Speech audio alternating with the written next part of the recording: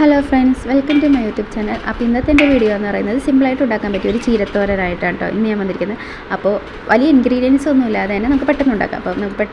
അപ്പോൾ അതിനായിട്ട് നമുക്ക് ആദ്യം വേണ്ടത് ഒരു ചട്ടിയാണ്. ആ ചട്ടി ഒന്ന് ചൂടായി വരുമ്പോഴത്തേനും ആവശ്യത്തിനുള്ള വെളിച്ചെണ്ണ കൂടി ഒഴിച്ചു കൊടുക്കുക കേട്ടോ.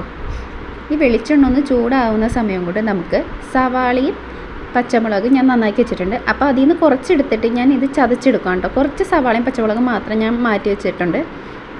അപ്പോൾ കുറച്ച് ഞാൻ ചതക്കാനും എടുത്തിട്ടുണ്ട്. അപ്പോൾ കുറച്ച് ഞാൻ ചതച്ചിടുകയാണ്. എനിക്ക് ചതച്ചിടുന്നത് ഭയങ്കര ഇഷ്ടമാണ്. അതിനൊരു പ്രത്യേക ടേസ്റ്റ് തന്നെയാണല്ലോ. അപ്പോൾ നമ്മുടെ വെളിച്ചെണ്ണ ഇവിടെ ചൂടായിട്ടുണ്ട്. അപ്പോൾ ആവശ്യത്തിനുള്ള കടുക് കൂടി അതിലേക്ക് ഇട്ട് കൊടുക്കാം കേട്ടോ. ഈ കടുക് ഒന്ന് പൊട്ടി വരുമ്പോഴത്തേനും നമുക്ക് ഈ ചതച്ച സവാളയും അതുപോലെ പച്ചമുളകും അതിലേക്ക് ഇട്ട് കൊടുക്കാം.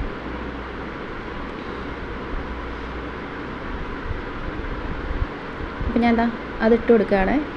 അതിന് ശേഷം ഞാൻ കുറച്ച് മാറ്റി വെച്ചിട്ടുണ്ടായിരുന്ന സവാളയും പച്ചമുളകും കൂടി അതിലേക്ക് ഇടുക കേട്ടോ.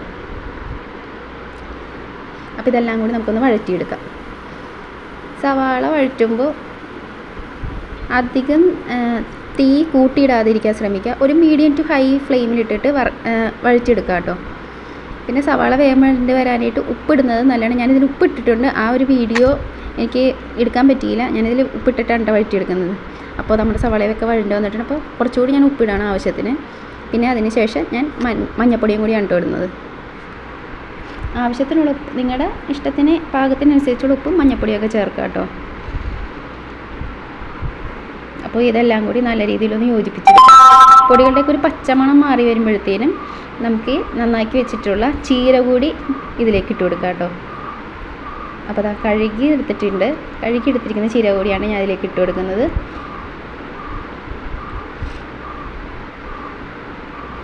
ഇനി ഈ ചീര നല്ല രീതിയിൽ പൊടികളായിട്ട് ഒന്ന് മിക്സ് ചെയ്ത് കൊടുക്കുക കേട്ടോ. അങ്ങോട്ടും ഇങ്ങോട്ടൊക്കെ ഒന്ന് മറിച്ചിട്ടും തിരിച്ചൊക്കെ ഇട്ട് കൊടുക്കുക.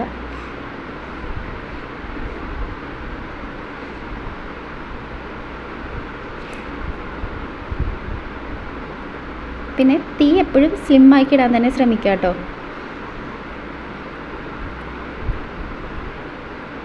അപ്പോൾ ഇതൊന്ന് വഴണ്ട് വരാൻ വേണ്ടിയിട്ട് ഞാനിപ്പോൾ ഒരു മീഡിയം ടു ഹൈ സ്ലിമ്മിലാണ് ഞാനിപ്പോൾ ഇട്ടിരിക്കുന്നത്.